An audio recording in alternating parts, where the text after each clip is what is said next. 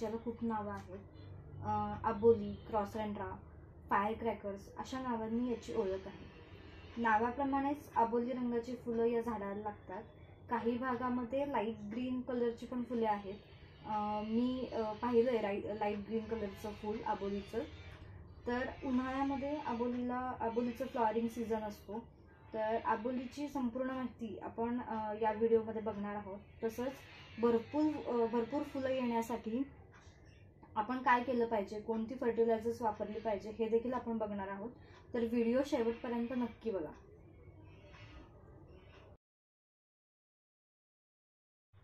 सगळ्यात पहिल्यांदा आपण बघूयात पॉट म्हणजेच कुंडीची साईज किती पाहिजे आणि माती कशी लागते. तर तुम्ही बीपासून जर अबोली लावणार असाल तर त्याला फुलं थोडीशी उशिरा येतात, साधारण एक वर्षभर तर लागतं. तर बियांपासून लावताना तुम्ही एक मध्यम आकाराची कुंडी घेऊ शकता किंवा ग्रो बॅगमध्ये लावू शकता. सीडलिंग ट्रे देखील बाजारामध्ये मिळतात, ऑनलाईन देखील आहेत. त्याची लिंक मी नक्की देईन डिस्क्रिप्शन बॉक्समध्ये. तर त्यामध्ये तुम्ही लावू शकता आणि नंतर त्याला रिपोर्टिंग करू शकता. आणि जर तुम्ही डिरेक्ट नर्सरीमधनं झाड आणलं असेल विकत तर कमीत कमी 11 ते 12 इंचाच्या कुंडीमध्ये हे झाड लावायचं आहे. तर इथे बघू शकताय तुम्ही, ही माझी साधारण 12 इंचाचीच कुंडी आहे. तर मी हे नर्सरीमधनंच आणलं होतं झाड नोव्हेंबरमध्ये आणि आत्ता ह्याचं आम्ही रिपोर्टिंग केलं आहे. आणि ही छोटी कुंडी आहे, मी जस्ट साईजसाठी इथे ठेवली आहे. एवढ्या छोट्या साईजच्या कुंडीमध्ये देखील तुम्ही बियांपासून जर रोप लावणार असाल तर हे वापरू शकता. हे आम्ही देखील बियांपासून कढीपत्ताच लावला या छोट्या कुंडीमध्ये. त्यानंतर अबोलीला मॉइश्चर असलेली माती लागते. त्यामुळे जर तुम्ही झाड रिप्लांट करत असाल किंवा नवीन लावत असाल तर त्यामध्ये 60% ही गार्डन सॉईल आणि 40% फर्टिलायझर्स तुम्ही वापरू शकता. तर फर्टिलायझर्समध्ये तुम्ही वर्मी कंपोस्ट, शेणखत याचा वापर करू शकता. जर तुमच्याकडे कोकोपीट असेल तर ते सुद्धा तुम्ही ॲड करू शकता. कोकोपीटचा फायदा असा आहे की त्यामध्ये मॉइश्चर हे खूप चांगल्या प्रकारे मेंटेन राहतं. तर ते देखील तुम्ही ॲड करू शकता.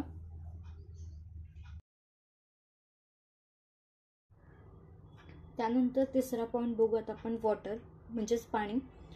जसं की मी सांगितलं, अबोलीला मॉइस्ट सॉईल आवडते. त्यामुळे कुंडीमधील माती कधीही कोरडी होऊ देऊ नका. माती सारखी चेक करत राहायची. जेव्हा माती तुम्हाला कोरडी वाटेल तेव्हा झाडाला पाणी द्या. आणि झाडाला पाणी द्यायची वेळ सकाळी 10च्या आधी किंवा संध्याकाळी 5 नंतर झाडाला तुम्ही पाणी देऊ शकता. दुपारच्या वेळांमध्ये झाडाला पाणी दिलं तर झाड जळायची शक्यता असते आणि मुळापर्यंत माती ओली होईल एवढं पाणी अबोलीला द्यायचं आहे. आणि संध्याकाळी तुम्ही पाण्याचा असा स्प्रे देखील पानांवरती करू शकता. आणि हे बघू शकता की मातीमध्ये एवढासा मॉइश्चर आहे, एकदम अशी चिकट माती आहे.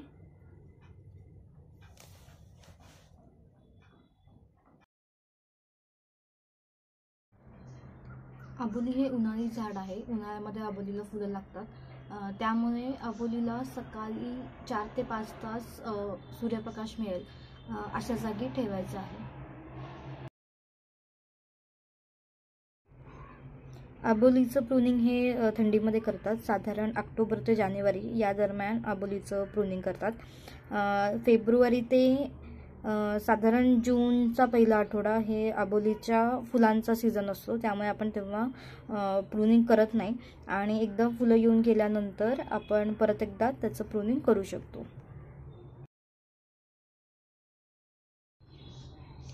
अबोलीला खूप फुलं येण्यासाठी कोणती फर्टिलायझर्स द्यायची ते आता आपण बघूयात. सगळ्यात इम्पॉर्टंट म्हणजे ऑर्गॅनिक फर्टिलायझर्सचा वापर जास्त करावा. त्यामध्ये तुम्ही वर्मी कंपोस्ट म्हणजेच गांडूळ खत देऊ शकता, नंतर शेणखत देऊ शकता. तुमच्याकडे किचन वेस्टपासून जर कंपोस्ट तयार केलेला असेल तर ते देखील देऊ शकता. मी आमच्याकडचं दाखवते तुम्हाला. हे आम्ही घरातलं किचन वेस्ट जे असतं, भाज्यांची देठं किंवा बाकी कांद्याच्या साली वगैरे यापासून आम्ही हे बनवलेलं आहे. तर हे देखील गांडूळ खता इतकंच इम्पॉर्टंट आहे. तर हे जर तुम्ही बनवलेलं असेल तर हे देखील देऊ शकता.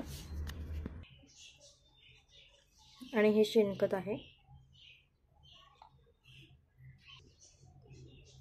लिक्विड फर्टिलायझरमध्ये तुम्ही कांद्याच्या किंवा केळीच्या साली ज्या असतात त्या 1 लिटर पाण्यामध्ये एक 2 ते 3 दिवस भिजवून ठेवायच्या आणि त्यामध्ये नंतर साधं पाणी ॲड करायचं, म्हणजे त्याचं जे फर्टिलायझर असतं ते थोडंसं डायल्यूट होतं, जास्त स्ट्रॉंग नाही राहत.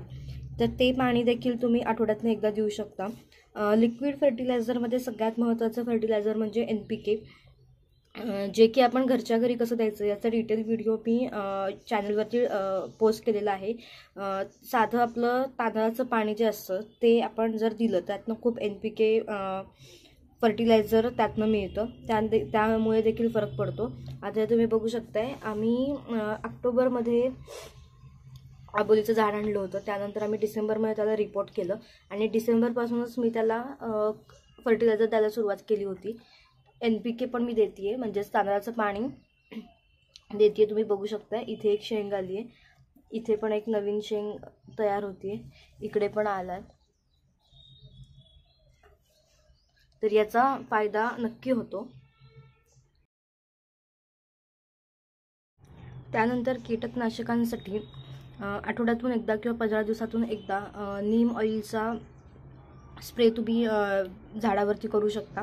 त्यासाठी काय करायचं आहे, तुमच्याकडे नीम ऑइल असेल तर ते 1 लिटर पाण्यामध्ये 3 ml नीम ऑइल मिक्स करायचं आणि त्याचा फवारा हा झाडावरती द्यायचा, संध्याकाळी द्यायचा शक्यतो. आणि त्यानंतर दुसऱ्या दिवशी साधा पाण्याचा स्प्रे देखील झाडावरती करायचा आहे. इथे माझ्याकडे उगावचं नीम ऑइल आहे, 100% ऑर्गॅनिक आहे. तर हे मी एक 8-15 दिवसातनं सगळ्याच झाडांना देत असते. जर तुमच्याकडे नीम ऑइल नसेल तर तुम्ही कडुलिंबाची जी पानं असतात ती उकळून त्याचं जे पाणी असतं त्याच्यामध्ये थोडंसं साधं पाणी ॲड करून ते देखील तुम्ही देऊ शकता. तर असे हे काही फर्टिलायझर्स होते. त्याचबरोबर पेस्टिसाइडची देखील माहिती मी तुम्हाला सांगितलेली आहे. जाता जाता आपण काही टिप्स बघूयात.